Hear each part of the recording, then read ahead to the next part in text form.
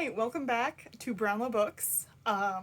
This is part 2 of 3 of my used book sale that I went to at my local mall, run by the CFUW, my local chapter, who does university grants, tuition for local women.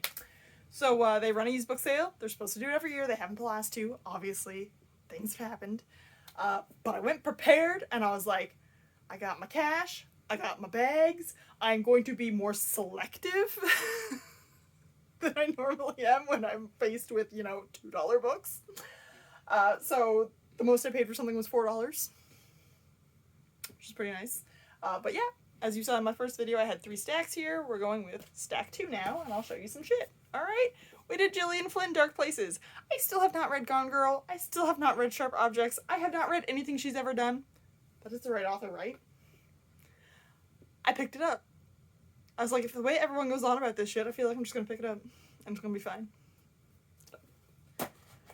Alright, you'll remember seeing this in my haul from Indigo a few weeks ago.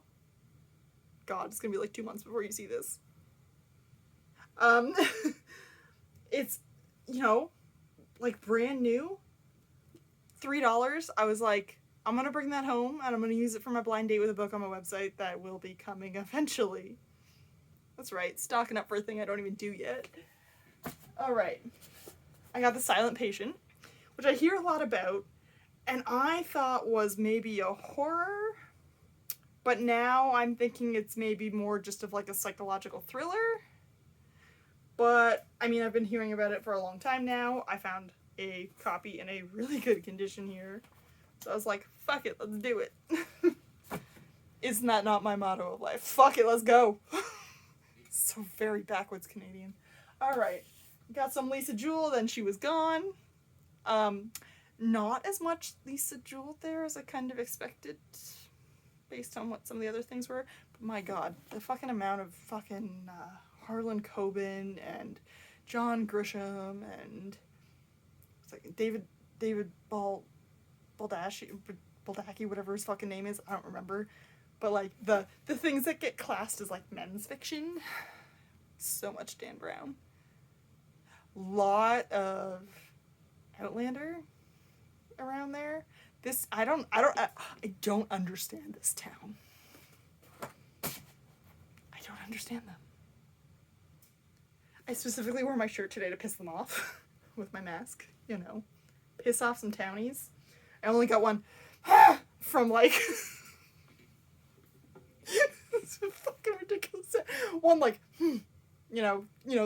the strong exhale of I don't approve of what I see in front of me exhale that you get from old ladies, but I don't know where it came from because they were all masked up, and I was like, well, it's gotta definitely be about my shirt then.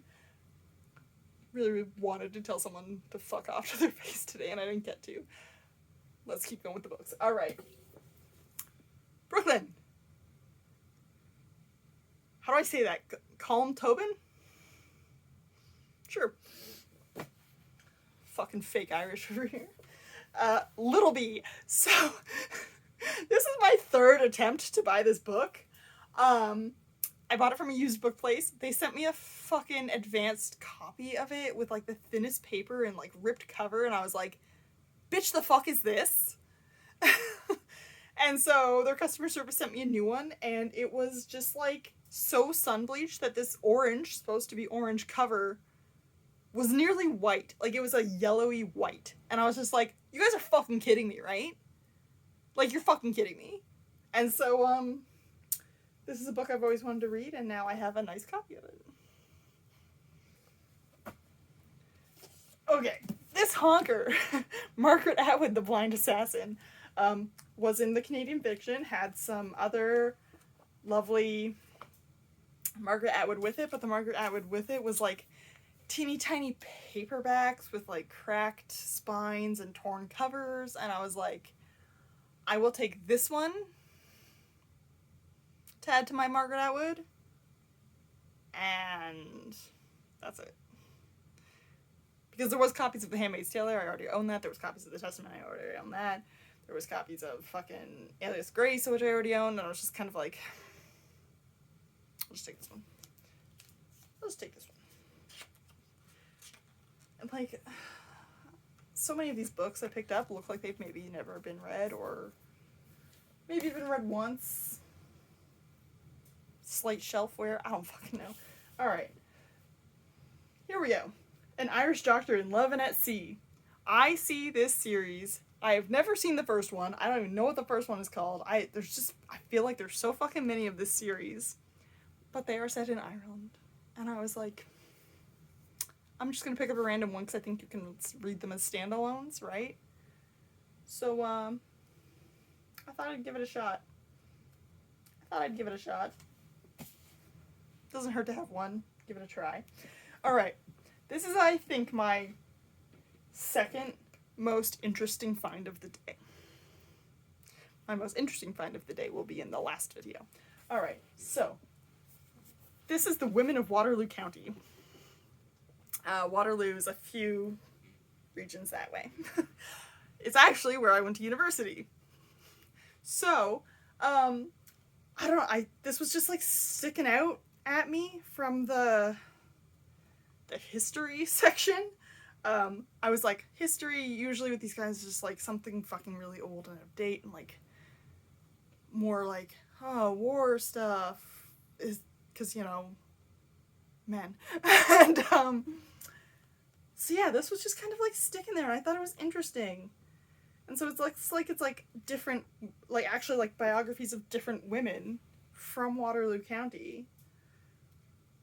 And like there's photos in here and then write-ups, and like, so I was like, this is really interesting.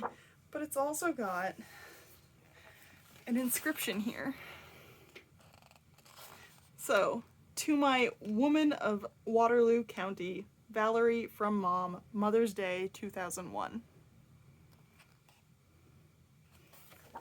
And I was just kind of like, oh.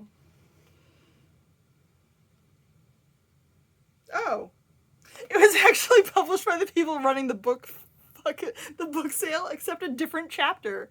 So I was with the Canadian Federation of University Women, Milton, and this is Kitchener-Waterloo. That makes sense. So yeah, I thought it was just like a really interesting little things. Like, these things get published by small things, and they're interest for a while. Like, they're very much of like interest to the people who are involved.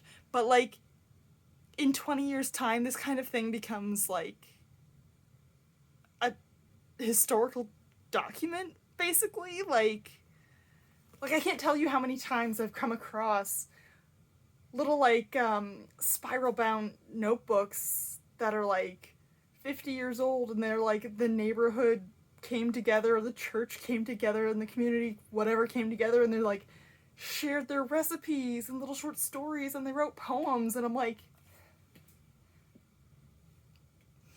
you know? It's like this town came together and did this thing, and they wanted it to live forever, and like, it's cute and adorable, and I love it. And it's like not a thing we do now. Not a thing we do now. I think the last one I saw was probably in the fucking 80s. It's the last like date on one. So I picked this up. I thought it was interesting. Reached over a guy's head to get it. I am not going to put that up there. It's going to fall. All right. So, book haul 2. Make sure to tune in for book haul 3. And I will see you next time.